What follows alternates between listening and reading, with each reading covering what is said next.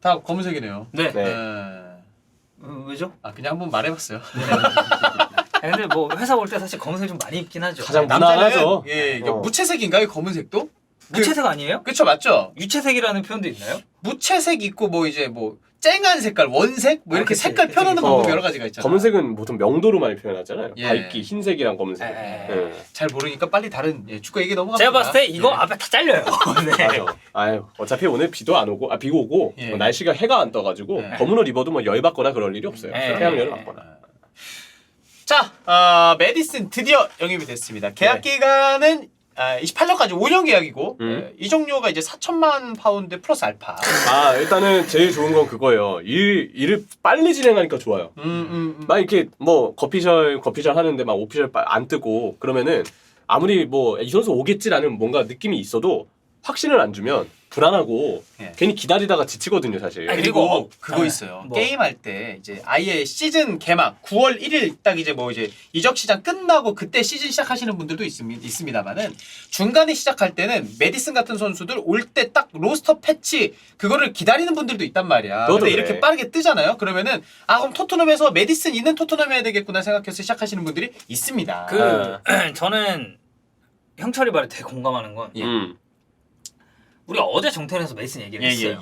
그냥 되게 간단하게 다뤘죠. 그 어제는 사실 비카리 오피셜이 뜨는 것도 다뤘어요. 그렇죠. 그러니까 비카리오 플러스 이제 메디슨 뭐 근접 정도라고 근접이었어. 이제 얘기를 했는데 이런 식으로 빠르게 처리돼서 오피셜이 빵 나오잖아요. 그리고 이제 거의 이제 7월이 이제 다가오고 있으니까. 왜냐면 얘는 프리시즌 해야 된단 말이에요. 그렇죠, 맞아요. 토트넘도 그래. 이렇게 빠르게 띄우면은 우리 입장에서도 되게 소식을 빨리 전달할 수 있어서 좋고 팬들 입장에서도 야 오피셜이다. 그래. 구단 입장에서 와 와. 휴가 좀 보내고 프리시즌 같이 시작. 바로 준비. 이렇게 돼주자. 그리고 저는 메디슨 영입이 진짜 좋다고 생각하는 건 4천만.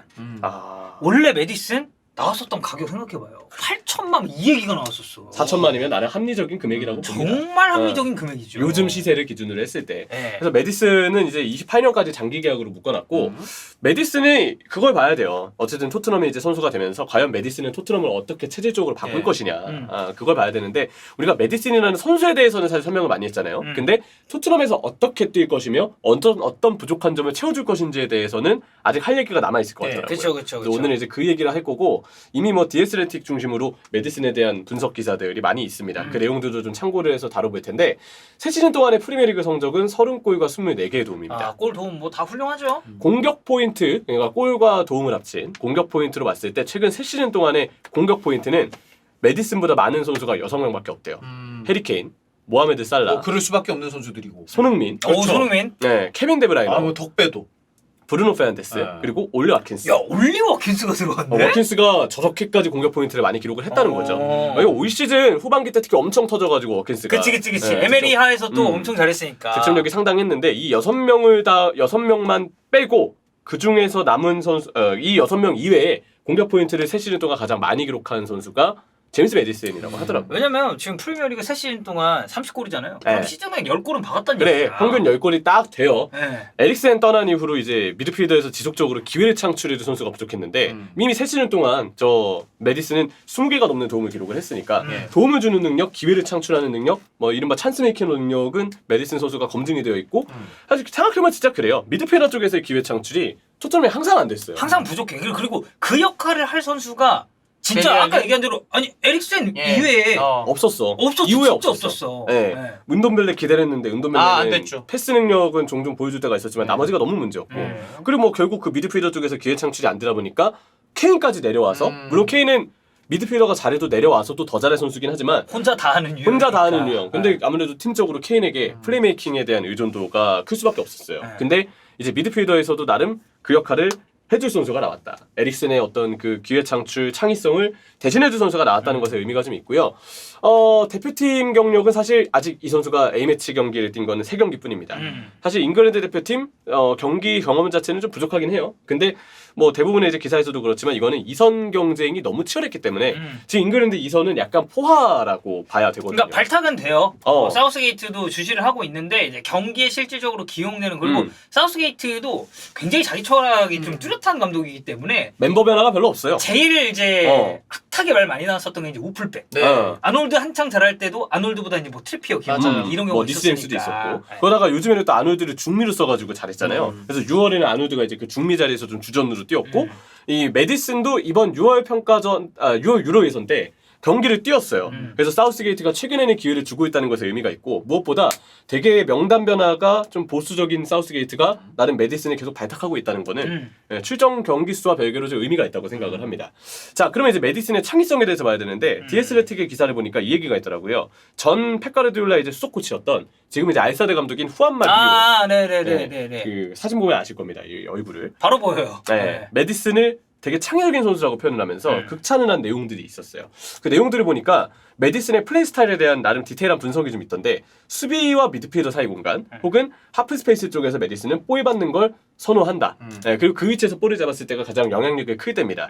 메디슨이 이 위치를 벗어날 때는 거의 10중 8구 레스터의 3선이 은디디였을 텐데 네, 많은 부분이 필요할 때 은디디는 볼을 못 다루거든요. 네. 그래서 메디슨이 어쩔 수 없이 내려와야 될 때 빼고는 주로 메디슨은 이 위치에서 뛸 때 이 위치에서 볼을 잡을 때가 가장 능력이 있다. 가장 성과가 좋다라는 거를 이제 리오도 좀 분석을 했고 그 이 위치에서 볼을 잡았을 때는 시야가 넓어요. 그리고 계속 고개를 두리번 하면서 상대 위치랑 동료 위치를 미리 확인합니다. 디에스레틱 기사를 보니까 이 선수가 언제 고개를 두리번거렸는지 그러면서 뭘 봤는지가 그래픽으로 다 표현이 되어 있더라고요. 참 대단해요. 그런 네. 것까지 이제 하나하나 다 그래. 캐치해가지고 설명하는 거 보면 디테일한 분석을 한 거죠. 네. 네, 시야가 넓다는 부분은 여기서 확인이 돼요. 예전에 이제 선수로서의 램파드, 선수로서의 제라드, 앞에 이제 선수로서가 감독으로는 이제 붙는다는 게 빼는 참 거죠. 참 안타까운데. 슬픈 일이야 그게. 너무 그냥 안타깝지만 제라드 램파드라고 해야 되는데. 네, 근데 예전에 현역 때 뛰는 거 보잖아요. 네. 고개를 되게 많이 두리번거려요. 이게 공이 안 올 때, 공이 없을 때 계속 이렇게 고개를 서열관이도 마찬가지고 왔다 갔다 하는 거. 차비 뭐 이니에스타, 이강인도 그래요. 부스케츠, 이강인 맞아요. 마찬가지인데 이렇게 많이 해야지 시야가 넓어지거든요. 근데 메디슨도 적어도 저 위치에서 뛸 때는 시야가 좀 넓다는 거죠. 근데 제 생각에 뭐 디에스레틱에서 그 기사가 다뤄지진 않았지만 이보다 아래에서 뛸 때는 이만큼 시야 확보가 잘 되진 않았던 것 같아요. 근데 딱 아까 얘기했던 메디슨이라는 선수가 가장 결정적으로 역할을 해줄 수 있는 수비 미드 사이 혹은 하프 스페이스 쪽에서는 유독 더 시야가 넓어지는 경향을 보여줬다. 그래서 이 위치에서 이 선수는 의미 없는 백패스를 하는 경우가 적습니다. 이게 공격적인 진영에서 되게 답답하게 시야 확보 안 돼가지고 그냥 백패스하는 경우들. 누가 봐도 여기서 찔러줘라 하는데 자꾸 뒤로 볼을 보내가지고 공격을 끊어버리는 선수들. 그게 토트넘의 사실 좀 문제 중에 하나거든요. 네, 기존의 미드필더의 문제점들. 네. 메디슨은 그것과 다르다는 거예요. 터치랑 페이크 기술을 통해서 이제 각도를 본인이 직접 패스 각도를 만들고 창의적인 길로 패스를 투입하지 않는 선수다. 패스 방향에 그래서 창의성이 있는 선수다라고 이제 리오는 좀 분석을 했었고 때때로 이 선수가 왼발 킥을 영리하게 활용하기도 합니다. 오른발을 주로 쓰긴 하는데 접고 왼발로 킥을 보내는 경우들도 좀 있다는 거예요. 이런 시도를 안 하는 선수가 아니다. 이거 왼발 킥이 오른발만큼 정교하지 않을 순 있어도 시도를 해야 되는 것에 의미가 있다고 보거든요. 그렇죠. 그러니까 이거 만약에 그게 안 되잖아요. 그러면 한발 의존도가 너무 심한 선수다. 패턴이 뻔해 그러면. 이 얘기가 나올 수밖에 없어요. 근데 이제 메디슨은 움직임의 폭도 넓고 무엇보다 접는 동작을 통해서 상황에 따라서는 왼발로 페이크를 줄 줄도 아는 선수이기 때문에 이 접는 동작으로 드리블 방향을 잡는 것도 중요하다. 터치, 접는 동작으로 자기가 좀 만들 수 있는 패스기를 확보하는 선수고 거기서 남들이 보지 못하는 넓은 시야에서의 키패스나 전환 패스, 롱 패스를 통해서 와 메디슨이 이걸 해주네? 이 길을 보내? 그런 어떤 창의성들이 나온다는 것이 이제 이 기사를 통해서 분석할 수 있는 내용입니다. 이런 점들을 이렇게 종합해보잖아요. 그럼 결국 메디슨은 올렸어야 된다는 얘기예요. 올렸어야 돼요. 네. 내려서 썼을 때 이 선수의 위력은 반감이 될 수밖에 없고 그러면 다른 토트넘의 자원들이 메디슨의 뒤를 어떻게 받쳐주느냐도 중요하거든요. 맞아요. 이 선수가 최적의 포지션에서 활약할 수 있도록. 그래서 메디슨은 이 영리함을 통해서 본인의 속도와 힘의 부족함을 잘 보완하고 있는 지금까지의 커리어였다고 볼 수 그치. 있습니다. 왜냐면 이제 또 피지컬 좋고 이런 뭐 수비형 미드필더나 뭐 센터백들을 만났을 때는 좀 버거워할 수밖에 네. 없는 사이즈고. 맞아요. 네, 그렇다고 해서 얘가 막 속도가 뭐 무지막지하게 빨라가지고 순간적인 뭔가 스프린트로 제치냐 이런 유형도 아니고. 그러니까 창의적이라는 단어에 어떻게 보면 이제 윙어에서 그나마 좀 반대라고 볼 수 있는 게 이제 파괴력이라고 좀 볼 수 있는데 메디슨이 굉장히 파괴력 있는 윙어냐?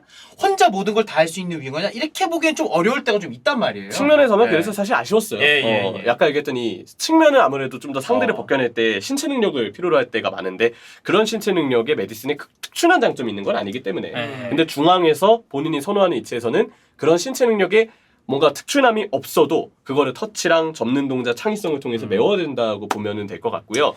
그러면 이제 정리해보면 토트넘에게 이 선수가 안겨줄 효과는 무엇일까? 일단 박스 타격이 되는 선수입니다. 그렇죠. 예. 토트넘에서 박스 타격을 가장 잘했던 선수는 델레 알리예요. 이제 과거로 네. 따졌을 때 그렇지. 미드필더 봤을 창의력도 때. 있었고. 네. 맞아요. 예. 그리고 창의적으로 기회를 만들어주는 선수, 남다른 패스기를 보는 선수는 크리스티안 에릭센이었습니다. 그 두 가지 역할을 어떻게 보면 이제 매디슨이 조금 해줘야 되는. 킥력도 갖추고 있고. 맞아요. 그리고 그 역할을 해주면 손케에게 의존됐던 공격이 분산될 수 있겠죠. 나는 이게 제일 중요한 포인트다. 토트넘 케인 맞고 손흥민 못 달리게 막아. 물론 이제 막기가 힘들지 이 두 선수가. 근데 그게 봉쇄가 됐을 때 지난 시즌은 그래 클루셉스키 그래요. 좋았죠. 지난 시즌은 그게 했어. 두 시즌 전. 아주 좋았어. 두 그게 시즌 지난 전. 시즌. 그래. 그래서 지난 시즌이에요. 좋았는데 근데 이번 사실 시즌은 없이 안 됐잖아. 그래. 그게. 쿠리세스키까지 막히면서 손케를 견제하면 토트넘이 그걸 분산해줄 움직임이 없었죠. 전반기는 또 오른쪽 윙백이 에메르송 로얄이다 보니까. 그리고 에메르송 로얄이 그때는 약간 올라오기 전이라 전반기니까. 너무 못했을 때라서 네. 또 이제 새 감독이 왔잖아요. 네. 포스테코글루. 예, 공격적인 전술을 쓰지 않을까. 그럼요.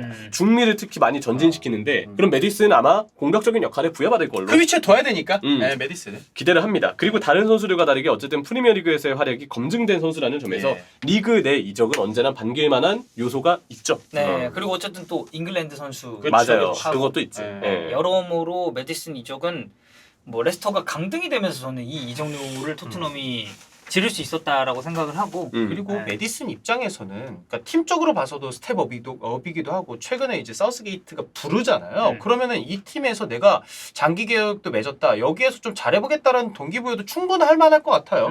국가대표 내가 여기서 좀만 더 잘하면 그리고 런던에 있는 토트넘에서 좀만 더 잘하면 더 국가대표로도 중용받지 않을까라는 동기부여도 충분할 것 같고.